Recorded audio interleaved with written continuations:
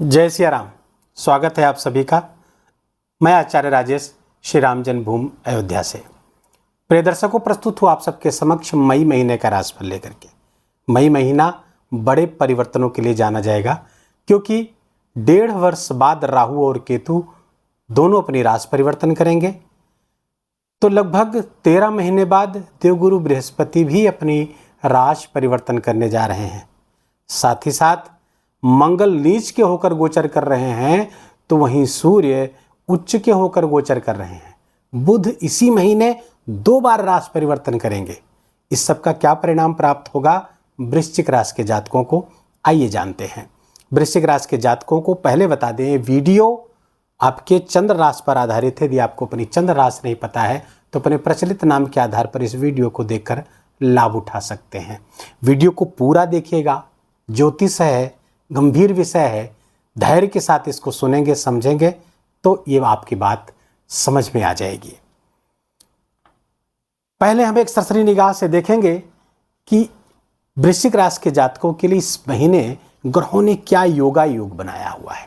तो राशि स्थान पर कोई ग्रह नहीं है, द्वितीय स्थान तृतीय स्थान खाली है, तो चतुर्थ स्थान पर 18 मई से राहु आ रहे हैं, अपने ही घर पर आ रहे हैं। कई ग्रंथों में कुंभ राशि को ज्योतिष की मूल त्रिकोण राशि मानी गई, जो शनि की भी मूल त्रिकोण राशि है, जहां से शनि अभी 29 मार्च को ट्रांजिट करके पंचम स्थान पर चले गए हैं। राहु 18 मई के पहले तो यहीं शनि के साथ पिशाच योग बना करके, राक्षस योग बना करके गोचर कर रहे हैं। इसे श्रापित योग भी कहा जाता है। तो वहीं पे शुक्र उच्च के 31 मई तक गोचर करेंगे, अर्थात पूरे महीने शुक्र उच्च के होकर के बहुत सारे लाभ आपके लिए क्रिएट कर रहे हैं। छठे स्थान पर सूर्य और बुध की युति है। सूर्य उच्च के यहाँ पर गोचर कर रहे हैं, 15 मई तक यहाँ रहेंगे। 15 मई के बाद गोचर करके चले जाएंगे आपके सप्तम स्थान पर। बुध 7 मई से 23 मई तक आपके छठे स्थान पर रहेंगे और 23 मई से पुनः गोचर करते हुए सूर्य के साथ यहाँ बुधादित्य योग बना लेंगे आपके सप्तम स्थान पर। देवगुरु बृहस्पति 14 मई तक ही आपके सप्तम स्थान पर रहेंगे। इस गुरु का एक गोचर पिछले 13 महीने से आपके लिए बहुत ही फायदेमंद था। 1 वर्ष लगभग ये आपके लिए फायदेमंद था क्योंकि केंद्र के गुरु थे, आपके पंचम स्थान के स्वामी थे, तो ये तो बहुत अच्छा योग बना हुआ था। लेकिन अब गुरु 14 मई के बाद आपके अष्टम स्थान पर आ जाएंगे। ये गोचर थोड़ा अच्छा नहीं होगा। मंगल आपके नीच राशि पर गोचर कर रहे हैं, नवम स्थान पर नीच के होकर गोचर कर रहे हैं, कुछ ट्रबल से यहाँ पर बढ़ाएंगे। केतु 18 मई से आपके 10वें स्थान पर गोचर करेंगे, कई मामलों में बहुत अच्छा गोचर है।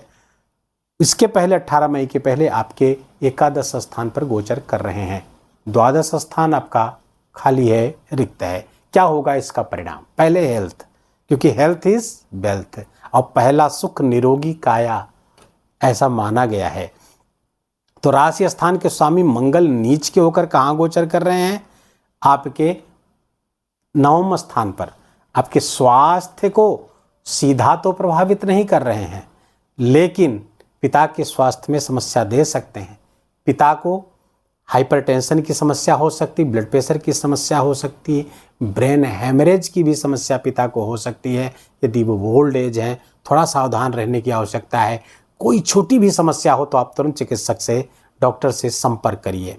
आपके अपने स्वास्थ्य की बात करें तो सूर्य आपके छठे स्थान पर गोचर कर रहे हैं, ये आपके लिए बहुत फायदेमंद है। यहाँ पे रोग ऋण शत्रु का शमन करेंगे, लेकिन यहाँ 15 मई तक रहेंगे। 15 मई के बाद सूर्य चले जाएंगे आपके सप्तम स्थान पर। तो ये इस स्थान के स्वामी मंगल जो नीच के होकर के आपके 9वें स्थान पर गोचर कर रहे हैं, ये इनका ट्रबल बढ़ जाएगी। इनकी समस्या यहाँ पर आपकी हेल्थ से संबंधित समस्याओं को बढ़ा देंगे। यहाँ से चूँकि छठे से चतुर्थ गोचर करेंगे तो आपको अपने शरीर का जो वास्तविक सुख होता है वो प्राप्त करने में बाधा पैदा करेंगे। मंगल से संबंधित जो उपाय बताए जाए वीडियो के अंत में उसको जरूर करिएगा। तो स्वास्थ्य से संबंधित कोई बड़ी समस्या तो नहीं आ रही है, लेकिन सावधानी बहुत अपेक्षित है। न केवल पिता के स्वास्थ्य को लेकर के बल्कि माता, क्योंकि नीच के मंगल की 8वीं दृष्टि आपके पड़ेगी चतुर्थ स्थान पर, जो बाकी स्वास्थ्य को गंभीर रूप से प्रभावित कर सकती है। हाइपरटेंशन हो सकता है, ब्लड प्रेशर अधिक हो सकता है, ब्रेन हेमरेज की समस्या हो सकती है, रक्त संबंधी कोई भी विकार की संभावना बनाकर रखेंगे। धन की स्थिति कैसी रहने वाली, इनकम धनागमन कैसा होगा, तो धनागमन को देखते हैं हम। एकादश भाव से लाभ का स्थान है, इच्छा पूर्ति का स्थान है, और इसके स्वामी कहाँ गोचर कर रहे हैं, छठे स्थान पर गोचर कर रहे हैं। 7 से 23 तक थोड़ी सी इनकम की समस्या यहाँ पे हो सकती है। आपकी इनकम का प्रवाह चला जाएगा छठे स्थान पर, तो था जैसे जो डॉक्टर्स हैं उनको लाभ, जो वकील हैं उनको लाभ यहाँ पर दिलाते हुए दिख रहे हैं। लेकिन अन्य लोगों को इनकम में कुछ ट्रबल महसूस होगा, कुछ समस्याएं पैदा हो सकती हैं। कम्युनिकेशन आदि से जुड़े हुए हैं तो समस्या पैदा हो सकती है। तो इसलिए थोड़ा सा इनकम में 7 से 23 मई तक थोड़ा सा दिक्कत है, सावधानी से काम करना होगा। 23 के बाद चूंकि आपके सप्तम स्थान पर आ जाएंगे, आपके इनकम के स्वामी भी वही हैं, तो इनकम के स्वामी का सप्तम स्थान पर गोचर करना व्यापार आदि में लाभ की स्थिति को बढ़ा रहे हैं। लाभ होगा, व्यापार आदि की संभावना को, कोई नया काम शुरू कर सकते हैं, नया व्यापार के लिए शुरू होने का समय ये बुध के कारण बहुत अच्छा बनता हुआ दिख रहा है। अब धनागमन की जो स्थिति है, क्या वो रुक पाएगा, तो इसको देखते हैं हम द्वितीय स्थान से, धन स्थान से। धन स्थान के स्वामी अभी तक केंद्र में गोचर कर रहे थे, 14 मई तक अच्छा गोचर था। यद्यपि धन का बहुत सारा प्रवाह आपके जीवन साथी पर आपका जा रहा था, जो आपने एक्यूमुलेटेड वेल्थ थी, अपने जीवन साथी के करियर को फ्लरिश करने के लिए जीवन साथी के ऊपर खर्च करते हुए दिख रहे थे, बिजनेस में लगा रहे थे, बिजनेस में भी उसका प्रवाह लगातार चल रहा था। अब इसके बाद चूँकि गुरु आ जाएंगे अष्टम स्थान पर 14 मई के बाद में, तो थोड़ा सा आपको अपने धन, अपने ससुराल पक्ष पे भी लगातार खर्च करने पड़ेंगे, कुछ वहाँ की भी जिम्मेदारियों का निर्वहन करना पड़ सकता है। और ये गुरु चूँकि यहाँ बैठकर अपने ही घर को देखेंगे तो आकस्मिक धन लाभ के योग बना रहे हैं, कहीं से कोई बड़ा जैकपॉट लगता रहेगा। कब तक, पूरे 1 वर्ष तक ये स्थिति ये बनेगी। पूरा वीडियो चूँकि गुरु अतिचारी हैं, बीच में पीछे आएंगे, आगे चले जाएंगे, इस सब के लिए जो गुरु से संबंधित हमारा अलग से वीडियो आएगा, उसको विस्तृत रूप से देखिएगा, तब उसमें समझ में आएगा गुरु कब कैसे करेगा, उसमें उपाय भी विशिष्ट रूप से बताए जाएंगे। तो धनागमन, धन संचयन को हमने देख लिया। शिक्षा संतान को देखने के लिए हम थोड़ा सा पंचम स्थान पर जाएंगे। पंचम स्थान पर शनि, राहु और शुक्र बैठे हो। शुक्र चूंकि उच्च के होकर के बैठे हुए हैं और आपके सप्तम स्थान के स्वामी हैं और द्वादश स्थान के स्वामी हैं। फॉरेन से रिलेटेड, फॉरेन जा करके कोई शिक्षा अर्जित करते हैं, करने की इच्छा है, उसके लिए बहुत अच्छा समय है, उस दिशा में प्रयास करने। 31 मई तक शुक्र यहाँ रहेंगे, आप उसका लाभ ले सकते हैं। साथ ही साथ चूँकि सप्तम के स्वामी हैं और त्रिकोण में बैठे हुए हैं, तो व्यापार आदि से भी लाभ की स्थिति रहेगी। कोई बिजनेस आप कर रहे हैं, उससे संबंधित लर्निंग आप कर सकते हैं, अपने नॉलेज को अपग्रेड कर सकते हैं, अपने इससे इन सब चीज़ों से जुड़ी हुई जो माइक्रो मैनेजमेंट है, शुक्र माइक्रो मैनेजमेंट का कारक है, तो अपनी लर्निंग का माइक्रो मैनेजमेंट यहाँ पर कर पाएंगे। साथ ही साथ यहाँ पर शनि भी गोचर करेंगे। शनि और शुक्र मित्र हैं, लेकिन दोनों अपने शत्रु की राशि पर यहाँ पर बैठेंगे। यद्यपि शुक्र यहाँ पर उच्च के होकर रहेंगे, शत्रु राशि होते हुए भी यहाँ पर शुक्र उच्च के होकर रहते हैं। फलतः ये आपके जो संतान है उसके लिए बहुत अच्छा करते हुए दिख रहे हैं। हाँ, राहु 18 मई तक चूँकि यहीं रहेंगे, तो उस समय तक पढ़ाई में कंसंट्रेट करना थोड़ा सा कठिन रहेगा। पढ़ाई से संबंधित कुछ दिक्कतें आ सकती हैं, लेकिन संतान आपकी कुछ आपकी दूरी की भी संभावना यहाँ पर बनती हुई दिख रही है। संतान आपसे दूर हो सकती है या उसके साथ कुछ कम्युनिकेशन गैप की भी संभावना राहु के कारण बन रही है। चूँकि ये पिशाच योग है, सावधानी 18 मई तक जरूर बरतनी रहेगी, क्योंकि ये समस्याएं पैदा कर सकते हैं। शिक्षा संतान के बाद आते हैं आपके गृहस्थ जीवन पर। गृहस्थ जीवन बहुत अच्छा है, गुरु चल रहा था लगातार। 14 मई तक गुरुदेव यहाँ पर विराजमान थे, 14 मई तक अच्छी स्थिति है। सूर्य जैसे यहाँ पहुँचेंगे तो सूर्य का पहुँचना सप्तम स्थान पर अच्छा नहीं माना जाता है। गृहस्थ जीवन में कलह का वातावरण पैदा हो सकता है, आपसी विश्वास कमजोर हो सकता है, पार्टनरशिप में बिजनेस है वहाँ समस्या पैदा हो सकती है, क्योंकि सूर्य एंगर को बढ़ाता है, ईगो को बढ़ाता है, अहंकार को बढ़ाता है। इसके कारण से दोनों जगह पे, चाहे वो लाइफ पार्टनर हो चाहे बिजनेस पार्टनर हो, दोनों जगह समस्याएं पैदा करते हुए दिख रहे हैं। या तो उनके साथ संबंध प्रभावित होगा या तो उनका स्वास्थ्य प्रभावित होगा, दोनों में से एक होकर रहेगा। सावधानी यहाँ पर अपेक्षित रहेगी। हाँ, जीवन साथी के करियर के लिए अच्छा रहेगा। करियर में चूंकि गवर्नमेंट से अगर किसी तरह से जुड़े हुए हैं तो वहाँ लाभ की स्थिति यहाँ पैदा करते हुए दिख रहे हैं। बिजनेस आदि के लिए अच्छा है क्योंकि बुध की उपस्थिति रहेगी तो ये बेहतर रहेगा। खासकर अगर आपका कोई फाइनेंशियल बिजनेस है तो उसमें विशेष लाभ की स्थिति रहेगी। करियर की बात करें तो सूर्य चूंकि आपके करियर के स्वामी है, 15 मई के बाद में आपके सप्तम स्थान गोचर करेंगे। 15 मई के पहले करियर के स्वामी जब यहाँ उच्च के होकर रहेंगे तो नौकरी लगने की संभावना बहुत प्रबल कर रहे हैं वृश्चिक राशि के जातकों को। नौकरी कर रहे हैं तो उसमें प्रमोशन की संभावना को बढ़ा रहे हैं। नौकरी की तलाश कर रहे हैं तो नौकरी की तलाश पूरी होगी 15 मई के पहले। 15 मई के बाद में आपके जीवन साथी के जीवन में अगर वो करियर बिल्डिंग में लगे हुए थे तो करियर में बहुत सपोर्ट सूर्य का प्राप्त होता हुआ दिखेगा। तो करियर के दृष्टि से चाहे आप हो चाहे जीवन साथी, दोनों के लिए बहुत अच्छा चल रहा है।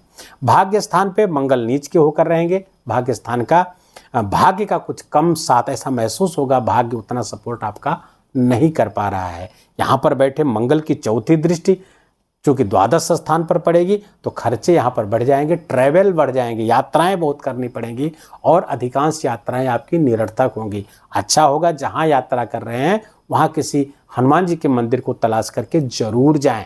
जिस भी, चाहे बिजनेस ट्रिप ही आपकी हो या किसी और तरह की ट्रिप हो, तो आप उसको तीर्थ यात्रा में कन्वर्ट कर देंगे तो वो आपके लिए लाभकारी हो जाएगी। मंगल की जो 7वीं दृष्टि है वो आपके तृतीय स्थान पर पड़ रही है, जो भाई बहनों के साथ संबंध को थोड़ा खराब करेगी, वहाँ कुछ समस्याएं पैदा करेंगी आपके कम्युनिकेशन के कारण। क्योंकि यहाँ पर मंगल की जब दृष्टि पड़ेगी तो जो ये तृतीय भाव है काल पुरुष की कुंडली का, तो कम्युनिकेशन का भाव है, तो वहाँ पर कम्युनिकेशन गैप होता हुआ दिख रहा है। मंगल की 8वीं दृष्टि के प्रति मैंने सचेत किया। यहाँ पर राहु के साथ दृष्टि भी मिलेगी मंगल की। जब राहु 18 मई के बाद यहाँ आ जाएंगे तो माता के स्वास्थ्य में समस्या आ सकती है, धोखा कहीं से मिल सकता है। जमीन जायदाद के काम को बहुत सावधानी पूर्वक करना होगा। कोई भूमि की खरीद फरोख्त आप करते हैं, आप प्रॉपर्टी डीलर हैं, आप रियल एस्टेट का काम करते हैं तो बहुत सावधान रहने की ज़रूरत है। खेती में भी यदि आप एग्रीकल्चर से जुड़े हुए हैं, किसान हैं, तो आपको खेती में बहुत सावधानी बरतनी है क्योंकि खेती में नुकसान होने की संभावना वृश्चिक राशि के जातकों को बन रही है। आग लग सकती है खेती में और आपकी पकी पकाई फसल में नुकसान हो सकता है। जल तत्वीय राशि पर मंगल है, वृष्टि से, वर्षा से भी आपकी फसल का नुकसान हो सकता है। इसके प्रति आपको सचेत रहने की आवश्यकता है। कौन कौन सी वो तिथियां हैं जो आपके लिए लाभकारी होती हुई दिख रही हैं और उसको आप नोट कर लीजिए। इसके पहले कि मैं तिथियों को नोट कराऊं, गुरु की दृष्टियों को भी देखना अनिवार्य होगा। तो 14 मई तक गुरु ये है, 14 मई तक आपके लाभ को बढ़ाएंगे, राशि में विवेक बुद्धि को जागृत रखेंगे, आपको निर्णय अच्छा कराएंगे और भाई बहनों के साथ जो मंगल के कारण थोड़ी समस्या पैदा होगी तो गुरु उसको मैनेज करेंगे 14 मई तक। लेकिन 14 मई के बाद गुरु चूंकि चले जाएंगे अष्टम स्थान पर तो वो ये दृष्टियां उनकी बदल जाएंगी। तब यहाँ से मंगल देवगुरु बृहस्पति 15 मई से आपको देखेंगे 5वीं दृष्टि द्वादश स्थान को, खर्चे बढ़ाएंगे, दान में, चैरिटी में पैसे खर्च करेंगे। आपको अस्पताल या किसी भी देव स्थान, तीर्थ स्थान, वहाँ पर यात्रा के मौके मिलेंगे। मंगल की जो 7वीं दृष्टि है धन स्थान पर पड़ेगी, आकस्मिक लाभ की योग बनाएगी। तो वहीं 9वीं दृष्टि से आपके चतुर्थ स्थान को देखेंगे, समाज में मान सम्मान की बढ़ोतरी कराएंगे, भूमि भवन का लाभ कराएंगे। लेकिन मंगल की दृष्टियों से थोड़ा सा सावधान रहना होगा। 6 जून तक मंगल खतरनाक स्थिति में गोचर कर रहा है। एक तरफ पिशाच योग बना हुआ है और दूसरी तरफ मंगल नीच के होकर के परेशानियां पैदा कर रहे हैं। और इसी मंगल पर 18 मई तक राहु की भी दृष्टि पड़ेगी, इस कारण से मंगल ज़्यादा खतरनाक होता हुआ दिख रहा है।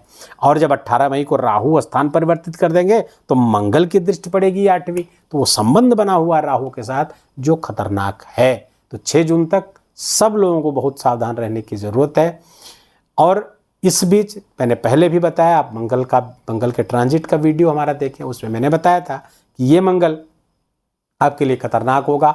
न केवल आपके लिए बल्कि पूरी देश दुनिया के लिए खतरनाक होगा। आतंकवादी घटनाएं बढ़ेंगी, मॉब लिंचिंग की संभावनाएं बढ़ेंगी। तो चाहे बंगाल का मुर्शिदाबाद हो और या कश्मीर का पहलगाम, सब जगह वो समस्याएं आ रही हैं। प्राकृतिक आपदाओं की संभावनाएं भी बढ़ रही हैं। पश्चिमी विक्षोभ के कारण तमाम फसलें नष्ट हो रही हैं। इन सब का थोड़ा सा ये मंगल के कारण हो रहा है। इसके प्रति पहले भी अवेयर मैंने किया था। अब उन शुभ तिथियों को आप जान लीजिए जो आपके लिए बहुत महत्वपूर्ण होने जा रही हैं। तो वो शुभ तिथियां हैं वृश्चिक राशि के जातकों के लिए। इन तिथियों में आप कोई महत्वपूर्ण कार्य कर सकते हैं, कोई बड़ा स्टेप ले सकते हैं। ये आपके लिए सफलतादायक होंगी। आपके सफलता का प्रतिशत इसमें बढ़ा चढ़ा होगा। तिथियां नोट करें: 8, 9 मई, 13 मई, 14 मई, 15, 18 और 19 मई और 30 मई। 30 मई को ध्यान रहे, अक्षय तृतीया है। इस दिन जो कार्य किए जाते हैं वो अक्षय होते हैं, उनका पुण्य अक्षय होता है। तो इस दिन दान धर्म के लिए बहुत उत्तम होता है। वृश्चिक राशि जातकों के लिए जो अशुभ तिथियां हैं जिस पे आपको बहुत सावधान रहने की जरूरत है, तो वो है 1, 2 मई, 11 मई, 12 मई, 20 मई और 21 मई, 28 और 29 मई। इन तिथियों में कोई महत्वपूर्ण कार्य करने से आप बचिएगा। अति आवश्यक है, आपको करना ही है, तो घर में यज्ञ हवन आदि करने के बाद उसको शुरू कर सकते हैं। वीडियो को भी यही विराम देंगे। वीडियो अच्छा लगा हो, आपके काम का लगा हो, मेरा बोलना आपका सुनना दोनों सार्थक हो, तो कृपा करके वीडियो को लाइक करिएगा, अपनों के साथ शेयर करिएगा। कमेंट में जाकर जय सिया राम लिखना बिल्कुल भी मत भूलिएगा। मेरा विशेष निवेदन, विशेष आग्रह आपसे। अपना बहुत बहुत ख्याल रखिए, अपनों का बहुत ख्याल रखिए। माता पिता की खूब सेवा करके उनका आशीर्वाद लीजिए, क्योंकि वही धरती के प्रत्यक्ष देवता हैं। जय जय सिया राम।